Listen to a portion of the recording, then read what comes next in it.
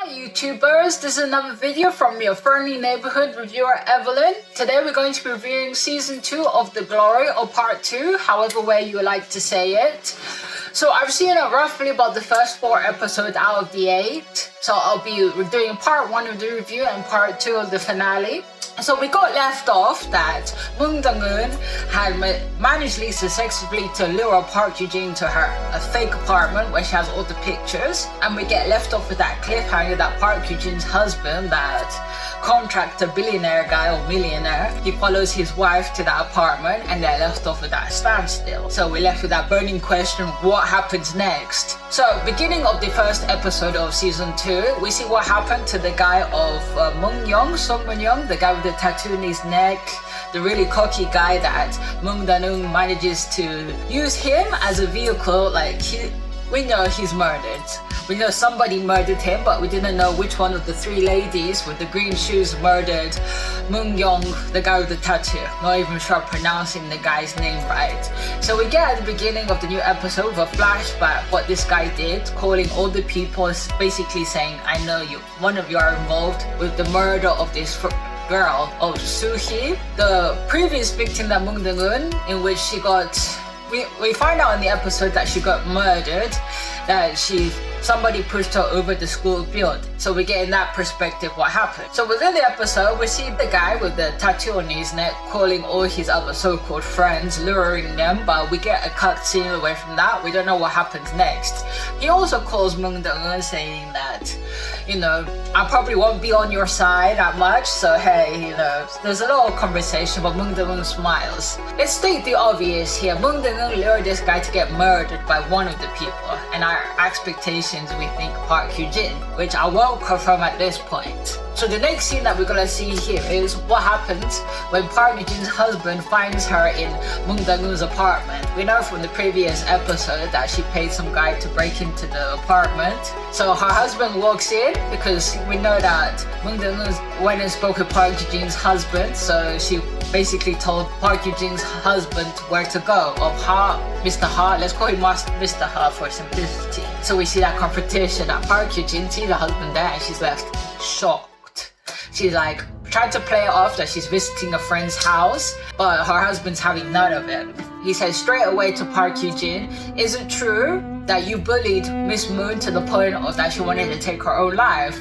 But Park Eugene laughs it off. We see in the coming episodes more the psychotic nature of Park Eugene. You think to yourself, somebody so evil actually exists. She goes and tells her husband, oh, it's not that's the case, we just didn't like each other. But the husband's clearly not having it. The part of this guy playing the husband, a guy that looks so meticulous to detail, he seems to come off so shocked to see that his wife is a psycho, a complete psycho, and he's thinking, her responses, so flippant responses, and she goes and tells her husband, you're opening up this box that I told you not to. Because on previous conversations, the husband kind of was trying to understand Park Eugene, because the guy with a tattoo on his neck, or neck of Moon-young, he's there calling the husband for certain reasons of trying to find out who killed this other victim of Soo-hee. And so in the previous season, he was asking his wife, what's the connection? So he starts to slowly seeing that he's married to a psycho. So that's that scene that we see here, that is that confrontation, but Park Eugene has the audacity to tell her own husband that she's disappointed in him. We also see an episode of the other story, not the other story of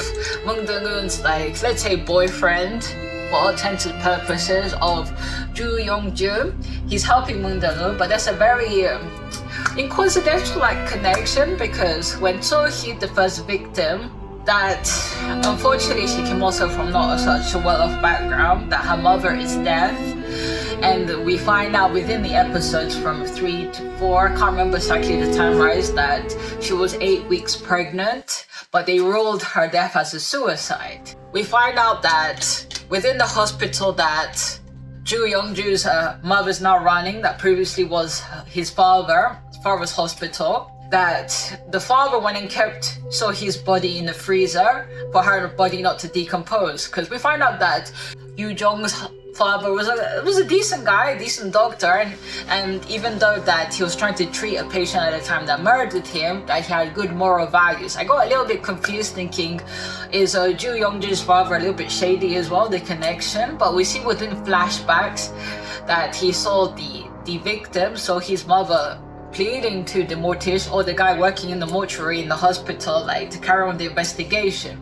But since she's deaf, obviously nobody learned sign language, so they didn't understand her. And we find out that Park Hyojin was the murderer. We don't understand. The only thing we get some certain flashbacks that Moon Dong-eun was present when Sohee was murdered, because she managed to grab the name tag that Sohee grabbed from Park Hyojin, implicating Park Hyojin. The reason that Sohee got murdered, we don't understand quite yet. Only thing we know that Park Hyojin was involved. And when Moon Dong-eun goes and tells, I can't remember who, that she was naive enough as a teenager to send anonymously the name tag to the police, but Park Hyojin's mother, another psychotic so-and-so, manages to pay off at the guy at the time that was the police chief that's now working in different circumstances. But the big thing, I'm going to jump ahead, that Park Hyojin's mother kept the name tag. She didn't burn the name tag. And we have also the other plus that in which we see that Joo Young-ju is there trying to look for the body, as I can see, shown in the scenes that I'm going to put up here. We also get more cute interactions with Moon Dong-eun and Joo Young-ju, in which Moon Dong-eun is now living with Joo Young-ju in his big house. You can see that Moon Dong-eun is a little bit uncomfortable with Joo Young-ju's wealth. Joo Young-ju is not a bad guy.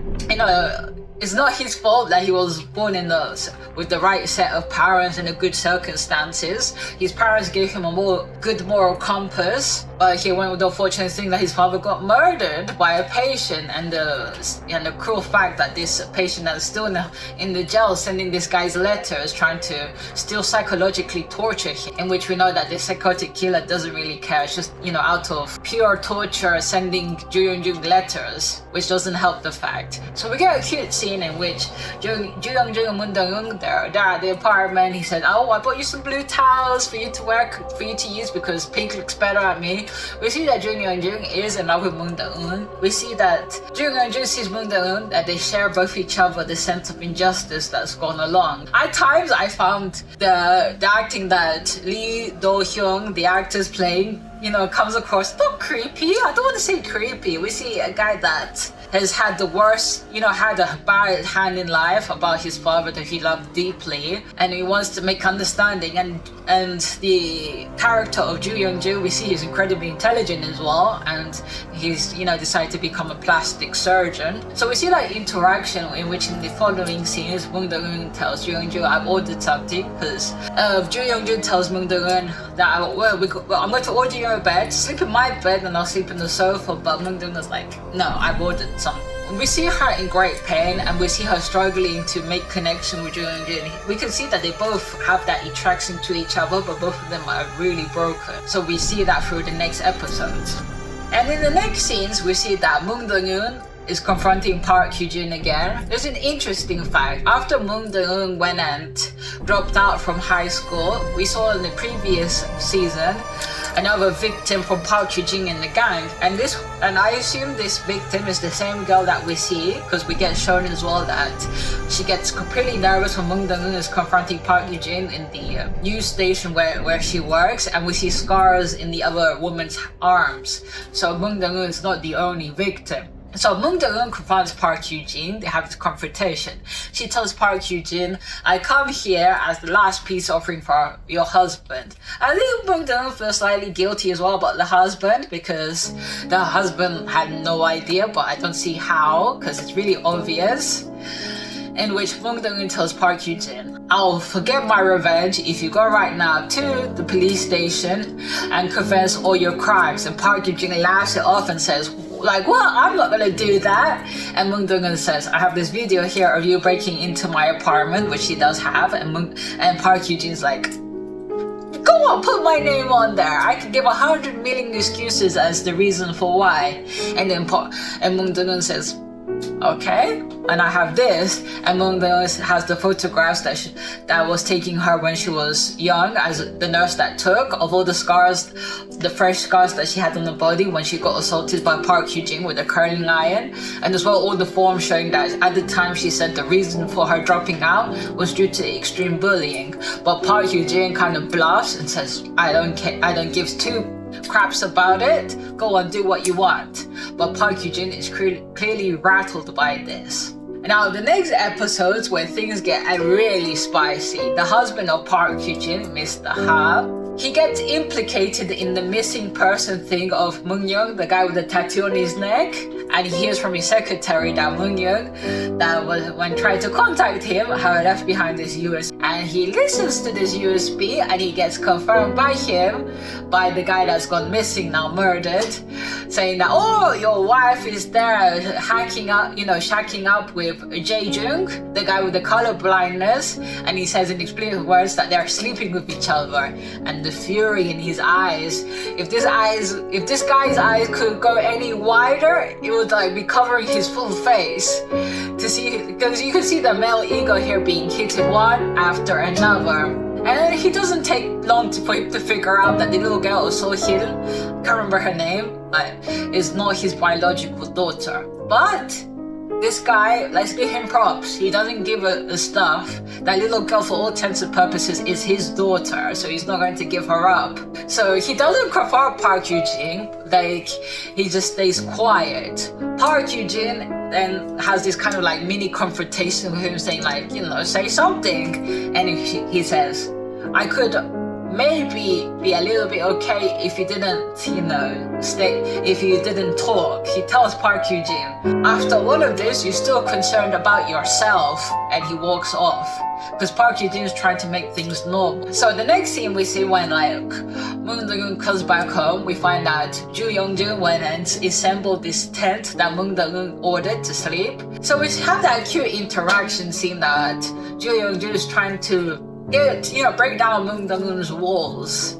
So we have that kind of funny scene that Moon Dong-eun says like, why did you assemble it? I was going to assemble it on the second floor. But we see from that stumbling that they have this cute campfire scene, and they're trying to, Ju Young-jun is trying to really break down her barriers despite her trying to avoid that. In the next scene, we see that the intensity that Moon Dong-eun is bringing onto the whole group of the druggy preacher's girl and the air hostess, in which she's being blackmailed by Moon Dong-eun because the air hostess is not coming up she's the poorest from the group. She's trying to climb the social ladder by trying to marry this rich guy, but the mother-in-law doesn't really like her but likes Moon Dong-eun, so she's holding this woman hostage, trying to manipulate her to lure Park Hyojin to certain places. So Park Hyojin's there with the whole gang, even with the guy with color blindness, and they're all quickly turning each other because the police is actively looking for the guy with the tattoo in his neck. They're not considering this anymore as a missing persons case, but as a murder case. So we can see the intensity going up tenfold. But Park Hyojin, she's not going to leave this slide. So first, before leaving the apartment where she saw all the photos, she recognized one face. The husband of the maid that Moon Dong-eun is using for help, in which she has the young daughter, and the husband is a domestic, violent guy beating up his wife and daughter. So she manages to warn the maid by the end of episode 1 that Park Hyojin will go after her. She apologizes to the maid saying, Park Hyojin took the photo of her husband, of Miss Kang, to make it, nice and short. She manages to give that warning because at the end of episode 1, Park Hyojin manages to find Miss Kang and interrogate her that she knows, that she's working for Moon Dong-eun and so many other things. So we get the end of episode 1, whether Miss Kang is going to betray Moon Dong-eun. So from episode 2, we see that Mr. Ha, Park Hyojin's husband, goes into the closet room where Park Hyojin is and sees blue shopping bags everywhere, and he realizes this is the shop of where the guy with color blindness, or Jae-jung, owns, and he comes to that disturbing realization that each time that Park Hyojin went to this guy's shop, they were hooking up. So he gets infuriated. He goes to this guy's shop and he meets the young secondary girl. This girl apparently, like the previous victim, it's very obvious. She's working as a slave for all of the 4 people. Well, mostly for Park Hyujin and Jae Jung. And when she sees the husband of Park Hyujin, I think she's in on it because from episode 3 and 4, she's holding a vital clue, a murder weapon, in which I'll go to explain. Maybe I'll explain here, or maybe for part 2 to make it a bit more simpler. So Mr. Har goes in and he sees he goes and tells the girl, I want to try on the suit. So he goes into the changing room, and let me tell you, this changing room is very swanky. You know, alcohol there, a mirror there, it looks like a mini living room. And he comes to that stark realization that Park Hyujin was two-timing him, even like simulating what she would do with Jae Jung with him. So he becomes disgusted with the whole thing. And also we find out within the episode 2 onwards that Miss Ka, the maid with the daughter helping Moon Dong-eun, she didn't betray her. What the maid did, she grabbed her kid quickly as possible, and they were like, okay, this plan that Moon Dong-eun presented to the maid of sending her daughter to America to finish her education, but with the caveat that she couldn't meet her daughter for X amount of time, they accelerate that plan, and the daughter understandably somewhat knows about the situation, but she kind of, in her own kind of wants and needs, says, okay, I'll go to America, but she tells her mother, I expect you to meet me there as well. So this kind of like trying to make her okay, but end of the day, we don't know whether the mom's ever going to reunite with her daughter. But Moon Dong-eun and Miss Khan meet again, and she tells me, Moon Dong-eun, she told her what I had to, turn off my phone. I had to take my kid somewhere safe. I didn't, betray you or anything. And Moon Dong-eun understands that her predicament. But the maid says, I'll pretend to be Park Hyujin, that I switched to Park Hyujin's side, and I'll carry on doing the investigations. So we left with that. So I'm going to end it here from episode 1 to 2. There was a lot to cover, but I'm going to leave off for part 2. We find out in the series of flashbacks that Park Hyujin murdered the guy with the tattoo in his neck. Now, the murdering scene, Park Hyujin, she kind of like, with whatever psycho strength, she grabbed the wine bottle or the champagne bottle and bashed the guy's head twice. And she asked the guy that was the dodgy police guy that's still in the police force apparently, because the hotel that he has is under the name of his sister. She calls this guy to help him in disposing of the body, but this guy doesn't throw away this of Seo Moon-young's body. He stores it in the freezer in a different funeral home. And we find out that Joo Young-ju, as the way of helping Moon Dong-eun, buys the building, and we get that both Moon Dong-eun and Joo Young-ju, they have the body of Seo Moon-young, because Moon Dong-eun's plan is very clever. She kind of manipulates Park Hyujin to murder this guy, and on the top of that we know that the murder of the previous victim of So-hee, that Park Hyujin was the murderer. So we can kind of see how Moon Dong-eun is putting together everything to put Park Hyujin in prison. So this is, the review of part 1. The most spiciest bit is the husband. It's so satisfying to see this guy that has everything so meticulously, to see that he's been so blind, to see that his wife is a complete psycho. So we're at the end of part 1. You let me know your feelings about the series, and I'll be reviewing part 2 pretty soon of season 2 to give my thoughts and feelings towards the series. There's also a part I didn't mention, that Park Hyujin went and got in contact with Moon Dong-eun's mother. Now, to me, that's not a big surprise.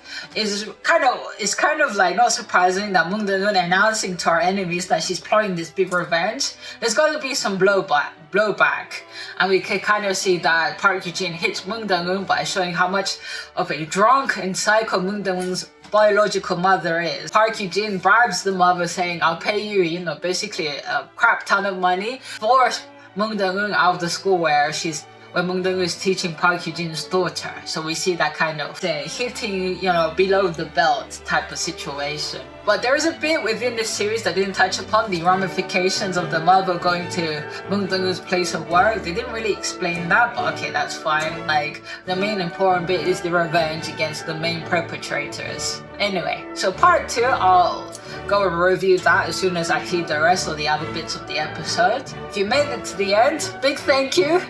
Leave your comments down below what you think about the series so far, and don't leave any spoilers for the rest of it, but you let me know about the first 4 episodes of the new season. What do you think? And as I leave you always,